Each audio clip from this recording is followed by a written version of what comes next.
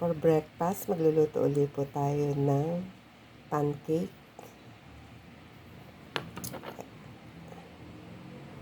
For breakfast, magluluto po ulit tayo ng pancake. Ito po yung harina natin. Ayan po. Tapos lagyan natin siya ng 1 egg, 1 piece of egg. Ito po yung ginamit natin na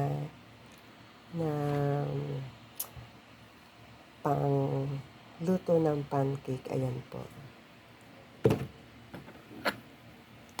Haluin po natin.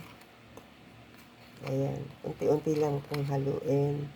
Then, mamaya, lalagyan po natin siya ng water.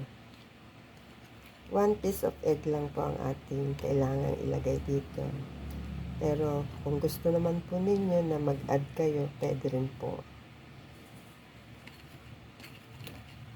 Ayan, mag-add po tayo ng water.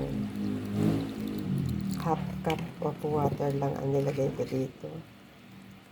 Pero, depende po sa inyo kung gusto nyo ng medyo malabnaw. 3/4 cup of water. Ayan. Haluin lang po natin ng haluin hanggang sa maging malapot po siya.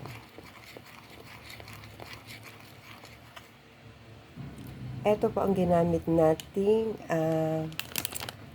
harina. Bali, ang harinang ito ay 250 grams lang po. Ayan, sa 250 grams, pwede pong lagyan nyo ng 1 egg or 2 eggs. Then, 3/4 cup of water. Ayan, okay na po natin na iluto po to. Umpisahan na po natin ang pagluluto. Ayan, nagamit tayo ng margarine or butter. Konting butter lang po yan.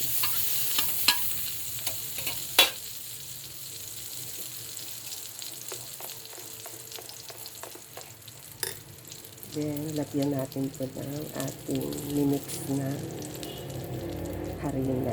Maya harina. Mahina lang po ang apoy kasi madali po yung masunog kaya mahina lang po ang apoy. Ayan, pag nakita mo nagbabubbles na yung ibabaw niya, pwede na po itong baliktarin. Ayan. Ayan.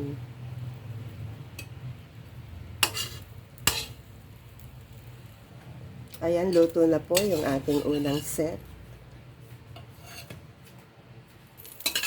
Lalagay ulit tayo ng pangalawa.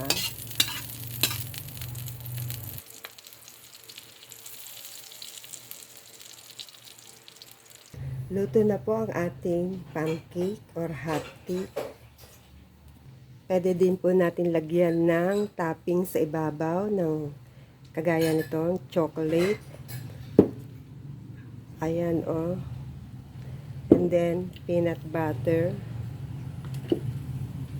Pwede po natin lagyan ng mga toppings. Ayan, nilagyan ko po ng toppings. May chocolate siya, tapos may vanilla chocolate and peanut butter. Yan po ang ating pancake.